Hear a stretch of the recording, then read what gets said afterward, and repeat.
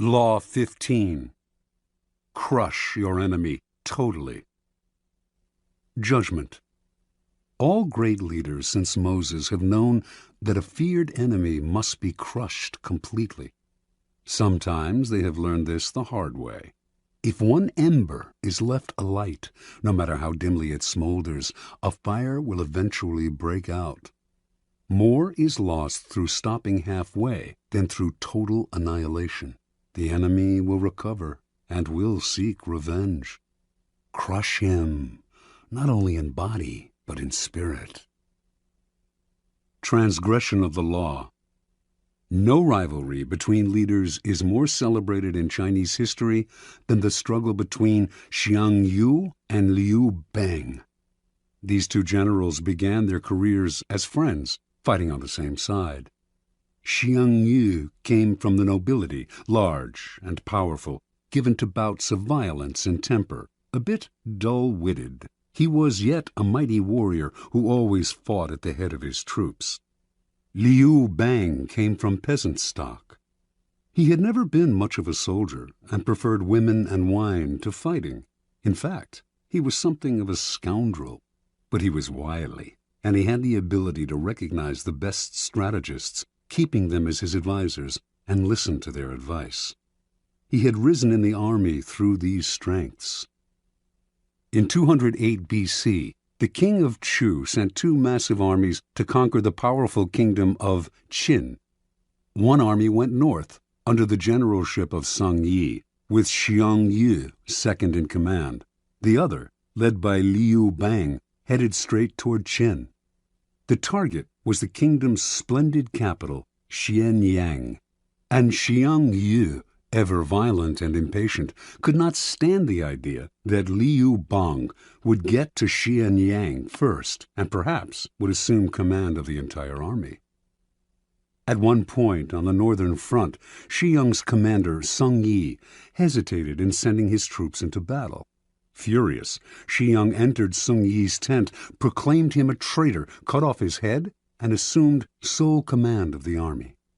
Without waiting for orders, he left the northern front and marched directly on Xianyang. He felt certain he was the better soldier and general than Liu, but to his utter astonishment, his rival, leading a smaller, swifter army, managed to reach Xianyang first.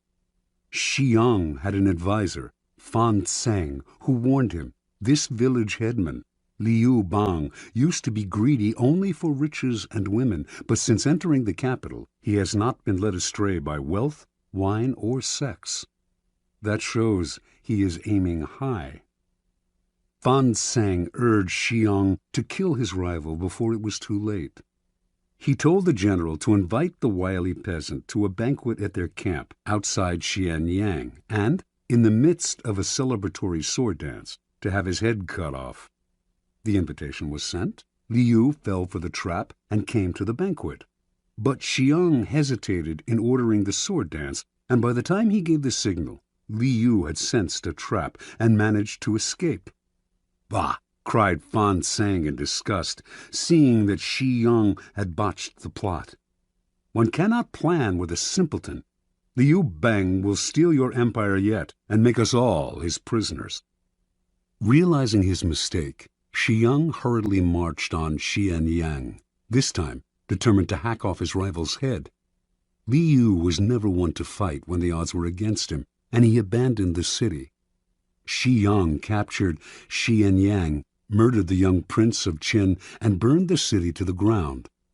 Liu was now Xiang's bitter enemy, and he pursued him for many months, finally cornering him in a walled city. Lacking food, his army in disarray, Liu sued for peace. Again, Fan Tseng warned Xiang, "Crush him now. If you let him go again, you will be sorry later." But Xiang decided to be merciful.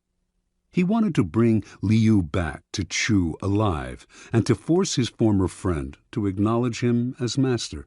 But Fan proved right. Liu managed to use the negotiations for surrender as a distraction, and he escaped with a small army. Xiang, amazed that he had yet again let his rival slip away, once more set out after Liu, this time with such ferocity that he seemed to have lost his mind. A few weeks later, in the thick of the hunt, Shi Yang scattered his forces unwisely, and in a surprise attack, Liu was able to surround his main garrison. For the first time, the tables were turned. Now it was Shi Yang who sued for peace.